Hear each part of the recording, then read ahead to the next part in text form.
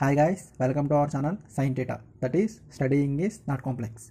In our last video, I gave explanation about how to calculate debt. I hope that concept is clear. Now onwards, I would like to give you explanation about commercial use చేసుకుని matrices అనేవి ఏ విధంగా solve చేయాలో ఈ వీడియోలో చూద్దాం. మ్యాట్రిసెస్లో one of the most easiest method ఏంటంటే ఈ కామర్స్.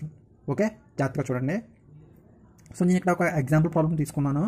సో ఇప్పుడు ఈక్వేషన్కి మనం కామర్స్ను అప్లై చేసి ఈ ఎక్స్ వై జెడ్ వాల్యూస్ అనేవి మనం కాల్కులేట్ చేయాలి.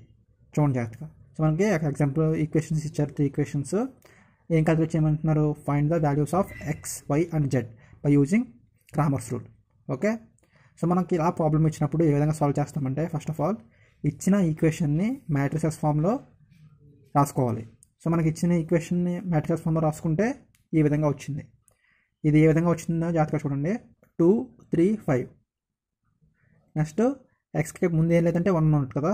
1, 2, 6. నెక్స్ట్ 3, 8, 10. సో ఈ విధంగా వీటిని ఇలా రాసుకున్నాం. నెక్స్ట్ ఇక్కడ మిగిలినవి ఏంటంటే X Y and Z and is equal to remaining times ఏంటంటే 4, 3, 1. ఓకే, దీని కనుక మీరు మల్టిప్లై చేసుకుంటే ఇదే ఈక్వేషన్ రావాలి. ఆ విధంగా మ్యాట్రిసెస్ని ఫామ్ చేస్తారు. అప్పుడు మనకి ఇది ఏ ఫామ్లో ఉంది అంటే AX is equal to B అనే ఫామ్లోకి వస్తుంది. సో ఏ మ్యాట్రిసెస్ అంటే ఈ మ్యాట్రిసెస్, ఎక్స్ అంటేనేమో XYZ column matrices and B అంటేనేమో కాన్స్టెంట్ మ్యాట్రిసెస్ అనమాట. ఇది 4, 3, 1. ఈ మ్యాట్రిసెస్ని మనం ఏమని పిలుస్తామంటే, ఇక్కడ ఏ అనేది ఏంటంటే కోఎఫిషియంట్ మ్యాట్రిక్స్. నెక్స్ట్ ఎక్స్ అనేది ఏంటంటే అన్నోన్ మ్యాట్రిక్స్, మనకు కావాల్సినవి అవే XYZs. నెక్స్ట్ బి అనేది ఏంటంటే కాన్స్టెంట్ మ్యాట్రిక్స్.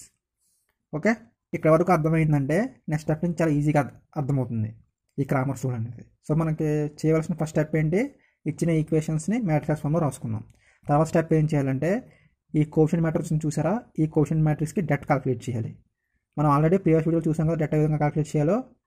సేమ్ అదే మాత్రం యూస్ చేసుకుని డెట్ కాల్కులేట్ చేస్తారు. ఓకే, అప్పుడు మనకు డెట్ అనేది వచ్చింది. ఇక్కడ మోస్ట్ ఇంపార్టెంట్ పాయింట్ ఏంటంటే, ఇఫ్ డెట్ అనేది 0 అయితే దెన్ మనకు కామర్స్ రూల్ అనేది అప్లై అవ్వదు. అది ఎందుకో చెప్తాను. సో డెట్ అనేది 0 అవ్వకపోతే మాత్రం అప్పుడు మనం ఫర్దర్గా కామర్స్ రూల్ అనేది చేయొచ్చు. ఓకే, ఎందుకు డెట్ అనేది 0 అయినప్పుడు కామర్స్ రూల్ అప్లై అవ్వదంటే, మనకి ఇక్కడ కావాల్సినవి X Y and Z values. So X Y and Z values కావాలంటే ఫార్ములాస్ ఏంటంటే మనకి X is equal to det 1 by det. అంటే మనకి ఇక్కడ వస్తుంది చూస్తే డెట్. దీని యొక్క డెట్ని ఏమంటామంటే మనం డెల్టా కింద చూపిస్తాం. మీరు ఏదన్నా తీసుకోవచ్చు, నేను ఇక్కడ డెల్టాని తీసుకున్నాను అంతే.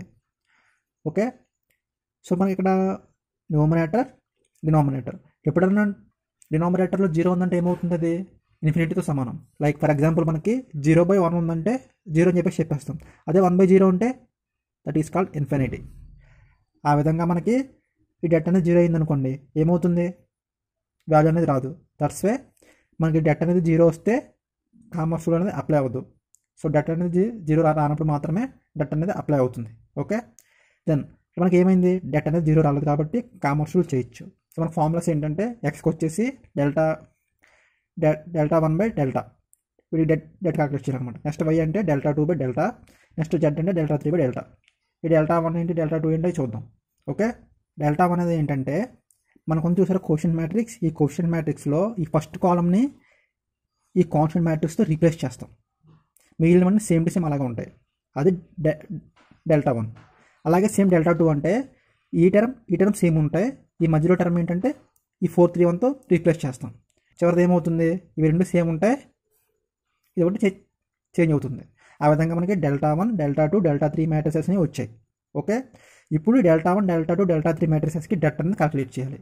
ఆ డెట్ని కాల్కులేట్ చేస్తే దెన్ వి గెట్ డెల్టా 1 వస్తుంది, డెల్టా 2 వస్తుంది, డెల్టా 3కి వస్తాయి. దెన్ మనకు అలా డెల్టా 1 అనేది ఉంది. దాన్ని సింప్లిఫై చేసుకుంటే దెన్ మనకి XYZ వాల్యూస్ అనేవి వస్తాయి. అదేవిధంగా చేసిన చూడండి జాగ్రత్తగా. సో ఇక్కడ ఫస్ట్ డెల్టా 1కి డెట్ కాల్కులేట్ చేస్తున్నాం. అంటే ఏం చేస్తాం? ఈ ఫస్ట్ కాలమ్ని కాన్స్టెంట్ మ్యాట్రిసెస్తో రీప్లేస్ చేస్తాం. ఆల్రెడీ చూసాం కదా, దానికి కూడా మనం డెట్ కాల్కులేట్ చేస్తాం అనమాట. అప్పుడు నాకు -74 వచ్చింది.